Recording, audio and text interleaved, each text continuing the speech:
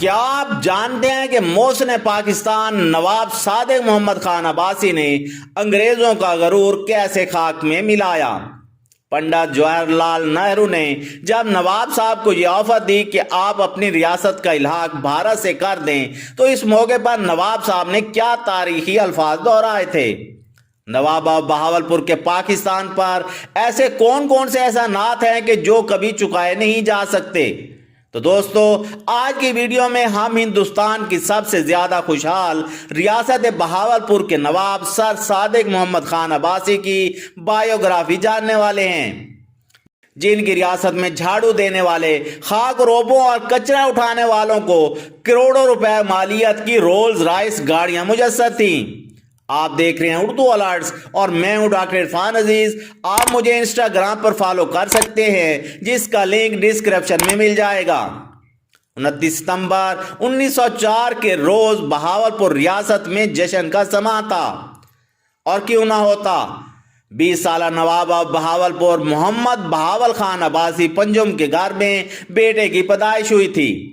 نواب صاحب نے اپنے جگر گوشے کا نام صادق محمد خان رکھا۔ ابھی وہ بچہ 2.5 برس کا ہوا تھا کہ والد چل بسے۔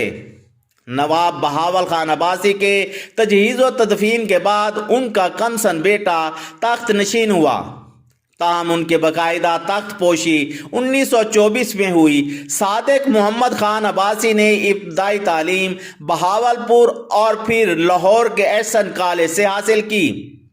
اگر ہم ریاست بہاولپور کی تاریخ کا جائزہ لیں تو صادق محمد خان عباسی کا دور حکومت بلا شک و شبہ ایک مثالی دور تھا، اور وہاں کی عوام خوشحال تھی۔ شاعر مشرق علامہ محمد اقبال بھی نواب صاحب کے مداح اور عقیدت مند تھے۔ علامہ صاحب ایک ایسے شاعر تھے جو حاکم وقت کی مداح سرائی کے قائل ہی نہ تھے، لیکن وہ نواب بہاولپور سے اس قدر متاثر تھے کہ ان کے شان نظم تحریر کی۔ نواب صاحب بھی علامہ اقبال سے ریاستی امور چلانے اور دیگر قانونی معاملات میں مشورہ لیا کرتے تھے۔ نواب صادق محمد خان عباسی علامہ اقبال کے فیورٹ تو تھے ہی، لیکن وہ اس کے ساتھ ساتھ قائد اعظم محمد علی جناح کے بھی حلقہ احباب میں شامل تھے۔ بتایا جاتا ہے کہ قائد اعظم سے ان کی دوستی 1922 میں ہوئی تھی، اور جناح صاحب بہاولپور اسٹیٹ کے سرکاری کیس میں وکیل مقرر ہوئے تھے۔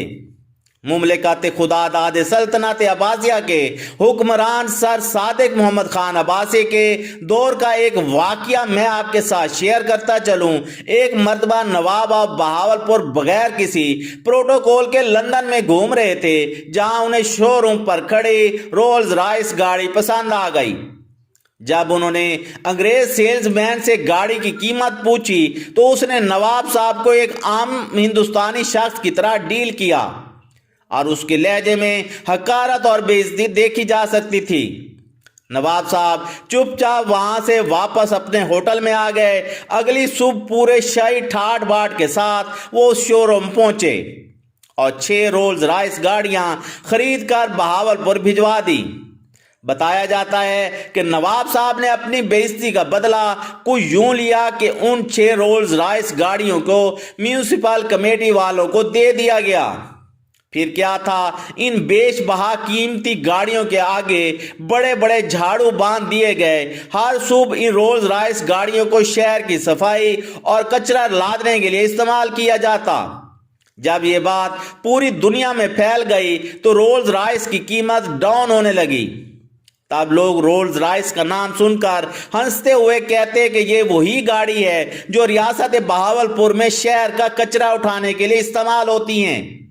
کچھ عرصے بعد رولز رائس کمپنی کے مالک خود بہاولپور آ کر نواب صاحب سے معذرت کی اور 6 نئی گاڑیاں بھی بطور تحفہ دیں، اور عاجزانہ درخواست کی کہ برائے مہربانی ہماری گاڑیوں کو اس گندے کام سے ہٹایا جائے۔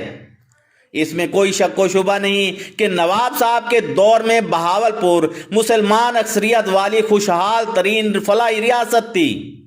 یہاں اسلامی قوانین نافذ تھے، قاضی مقرر تھے، دربان کی سرکاری زبان اردو تھی، لیکن عام لوگ ریاستی زبان بولتے تھے۔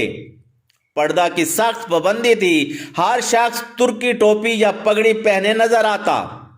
رمضان اور محرم کے دنوں میں سینما گھر اور ہوٹل بند ہو جاتے، یہاں اقلیتوں کو بھی مکمل مذہبی آزادی حاصل تھی۔ آپ کو یہ جان کر حیرت ہوگی کہ اس دور میں نواب صاحب اپنے خزانے سے سعودی عرب کی مالی معاونت کیا کرتے تھے۔ سعودی عرب کے سرزمین پر پہلی گاڑی نواب اب بہاولپور لے کر گئے، جو وہ واپسی پر سعودی فرما روا کو تحفے میں دے دی۔ تب بہاولپور کو برے صغیر کے سب سے بہترین نہری نظام کی وجہ سے باغات کی سرزمین کہا جاتا تھا۔ وہ ریاست جس میں صادق ایجرٹن کالج، صادق ڈین ہائی اسکول اور جامعہ اسلامیہ جیسے ادارے مفت تعلیم کے فروغ میں کوشاں رہے، جہاں سے منیر نیازی، احمد ندیم قاسمی اور شفیق الرحمان جیسے نامور شخصیات فیض یاب ہوئیں۔ ریاست بہاولپور کے محلات جن میں نور محل، دربار محل، محل نشاط محل، ڈیرہ نواب صاحب میں صادق گڑھ پیلیس عباسی خاندان نے بنوائے، جو فن تعمیر کا عظیم شاہکار ہے۔ نواب صادق نے تحریک پاکستان کے لازوال جدوجہد میں قائد اعظم کی بھرپور معاونت کی۔ انہوں نے کراچی میں اپنے الشمس، القمر محلات کا قائد اعظم کو دیے ہوئے تھے۔ تاریخ کے اوراق کی ورگردانی کی جائے تو معلوم ہوگا کہ پنڈت جواہر لال نہرو اور سردار پٹیل چاہتے تھے کہ آزادی کے بعد بہاولپور اسٹیٹ ہندوستان میں شامل ہو جائے، اور وہ نواب صاحب کو طرح طرح کے لالچ بھی دیتے رہے، لیکن نواب صاحب نے صرف اتنا جواب دیا: بھارت میرے گھر کے پیچھے ہے اور پاکستان میرے سامنے۔ اچھا انسان ہمیشہ سامنے کا راستہ اختیار کرتا ہے۔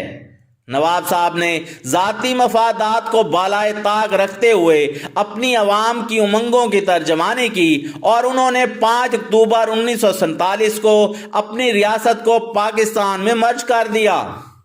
بہاولپور وہ پہلی ریاست تھی جس نے سب سے پہلے پاکستان کے ساتھ الحاق کیا تھا۔ قیام پاکستان کے بعد ملک کے کرنسی نوٹوں کی ضمانت ریاست بہاولپور نے دی تھی۔ تب سرکاری ملازمین کو تنخواہ دینے کے لیے گورنمنٹ آف پاکستان کے پاس کچھ نہ تھا۔ تب سرکاری ملازمین کی تنخواہوں کی ادائیگی نواب صاحب نے اپنی جیب سے کی تھی۔ بانی پاکستان قائد اعظم محمد علی جناح نے نواب صاحب کو محسن پاکستان کا خطاب دیا۔ وہ کہا کرتے تھے کہ پاکستان بننے سے پہلے بھی پاکستان ریاست بہاولپور کی شکل میں موجود تھا۔ جب ایرانی صدر پہلی بار پاکستان کے دورے پر آئے تو پاکستانی حکومت کے پاس اچھے برتن بھی نہ تھے جسے وہ ایرانی صدر کے سامنے پیش کر سکتے۔ اس موقع پر نواب صادق نے شاہی برتنوں سے بھر کر ایک ٹرین کراچی روانہ کی، جس میں زیادہ تر برتن چاندی اور سونے کے تھے۔ ریاست بہاولپور کے آخری حکمران نواب سر صادق محمد خان عباسی 1955 کے بعد سے لندن آ کر رہنے لگے، لیکن انہوں نے اپنے آپ کو سیاست کے گن سے دور رکھا۔ وہ لندن ہی میں مقیم تھے، جہاں 24 مئی 1964 کے روز وہ 60 سال کی عمر میں وفات پا گئے۔ بتایا جاتا ہے کہ 20 سالوں تک بہاولپور اسٹیٹ کے فوج کا کمانڈر ان چیف رہنے والا انگریز بھی اس موقع پر لندن میں موجود تھا۔ تب وہ اپنے شدت جذبات پر کنٹرول نہ رکھ پایا اور دھاڑیں مار مار کر رونے لگا۔ تب اس نے نواب آف بہاولپور کی میت لانے والی ٹرین کے دروازے پر اتنی زور سے اپنا سر مارا کہ اس کی پیشانی لہو لہان ہو گئی۔ نواب صادق محمد خان عباسی پنجم کے جسد خاکی کو پاکستان لایا گیا اور انہیں مکمل سرکاری اعزاز کے ساتھ قلعہ دراوڑ شاہی قبرستان میں اسودہ خاک کر دیا گیا۔ میں امید کرتا ہوں آج کی ویڈیو آپ کو پسند آئی ہوگی۔ ویڈیو کو لائک کریں، شیئر کریں، اردو الرٹ سبسکرائب کر لیں اور ہماری ویڈیوز دیکھتے رہیں۔ اللہ حامی و ناصر۔